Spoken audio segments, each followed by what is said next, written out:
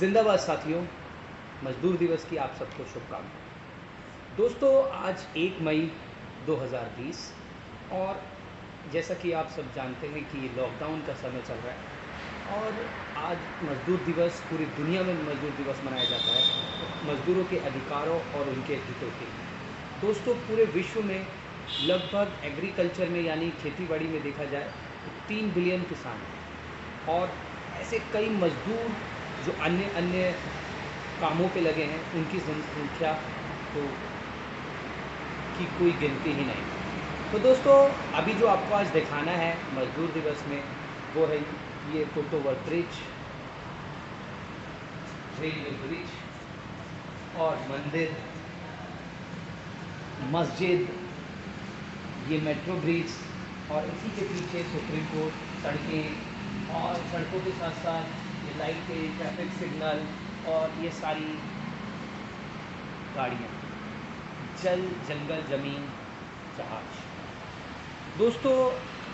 कहीं भी कोई व्यक्ति मानसिक और शारीरिक रूप से जब जुड़कर किसी चीज़ों को बनाता है या समाज के लिए किसी सुविधाओं को उपलब्ध करवाता है, तो उसको हम मज़दूर कहते हैं। तो दोस्तों, ये है मज़दूर की डेफिनेशन जो पूरी दुनिया में है। तो दोस्तों, अभी जो आपसे आज बात करने वाली बात है वो कुछ इस तरीके से है कि जैसे हम सब जानते हैं कि ये लॉकडाउन का एक क्रूशल टाइम हमारे साथ चल रहा है, पर इसके साथ साथ हमें ये भी बहुत सोचने की ज़रूरत है कि क्रूशल टाइम में हम कैसे खुद के लिए और अपने आसपास के मज़दूरों के लिए, लोगों के लिए क्या सोच सकते हैं। दोस्तों, पूरे अगर भारत की बात की करी जाए, अगर कुछ फैक्ट की बात करी जाए, तो पूरे देश में जो जनसंख्या है या अगर वर्किंग कैटेगरी की बात की जाए तो 52% एग्रीकल्चर में लोग हैं और एग्रीकल्चर के साथ साथ 52% लेबर राइट के लिए लोग। कोई नहीं, चलते रहने दो, इसको मैं काटूंगा यहाँ से। अगर पूरे हमारे इंडिया की बात करी जाए तो 52% लेबर है हमारे देश में, लेबर, और बाकी अन्य वर्गों से लोग आते हैं और जिसमें से लगभग अगर जनसंख्या की बात करी जाए तो 487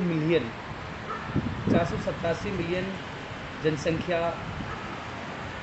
मज़दूर वर्ग की है और उसमें से जो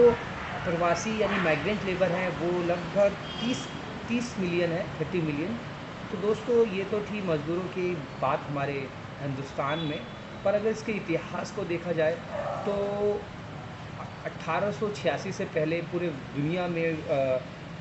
मज़दूरों के पास कोई ऐसा अधिकार नहीं था, ऐसी कोई चीज़ें नहीं थी। तो उसी के चलते अमेरिका के शिकागो में कुछ लोगों ने मिलकर, कुछ मज़दूरों ने मिलकर 1 मई 1886 में लोग मिलकर सड़कों पे, स्ट्रीट पे खड़े हुए और बात करने लगे अपने अधिकारों की, क्योंकि उससे पहले मज़दूरों के कोई निर्धारित घंटे नहीं थे जहाँ पर वो काम कर सके। पर 1886 1 मई को जब वो अपने प्रोटेस्ट में अपने काम को करके शाम को प्रोटेस्ट करने आते तो उस अपना धरना देते सरकार के खिलाफ, अधिकारों के खिलाफ, अपने अधिकारों के लिए। तो दोस्तों, अधिकार तो एक बहुत ज़रूरी थे उनके लिए, पर लगभग 3 दिन तक इसी तरीके से वो प्रोटेस्ट करते रहे। 4 मई 1886 को उनके ऊपर सरकार द्वारा कुछ बम फेंके गए, उनको वहाँ पे भगदड़ मची, जिसमें कुछ लेबर लीडर्स को वहाँ पर फांसी भी दी गई, बहुतों को जेल में भी डाला गया। पर लगभग 3 साल बाद सरकार को अपनी चीज़ों का समझ आया और उसमें फिर उन्होंने इस चीज़ के प्रति काम करना शुरू किया। और सबसे ज़रूरी बात जो उन्होंने इसमें देखी कि इसमें मज़दूरों की जो राइट थे या मज़दूरों की जो बातें थी वो बहुत जायज़ थी, तो बहुत सारे जो जिनको जेल में डाला था उनको छोड़ा और पूरे दुनिया में तब से 1 मई को जो घोषित किया गया कि मज़दूर दिवस है। पर मज़दूर दिवस घोषित करने के साथ साथ एक और चीज़ इसमें समझने वाली बात है कि हिंदुस्तान में जब 1 मई 1889 को पूरी दुनिया में मज़दूर दिवस मनाया जाने लगा, पर हिंदुस्तान में लगभग 1920 के दौरान जब गांधी जी बहुत एक्टिवली काम करने लगे। 1920 में जब असहयोग आंदोलन हुआ, तो उसके बाद 1923 में कम्युनिस्ट पार्टी निकल के आई और बहुत ज़्यादा एक्टिवली निकल के आई, जिन्होंने मज़दूरों के हक़ के लिए हिंदुस्तान में भी आवाज़ें उठाने लगे और बहुत सारी बातें करने लगे। और इसी तरीके से चलते चलते 1923 में 1 मई 1923 से भी पूरे हिंदुस्तान में भी मज़दूर दिवस मनाया जाने लगा। और कई गीतकार, कई लेखक, कई नाटककार, कई अलग अलग तरीके के लोग,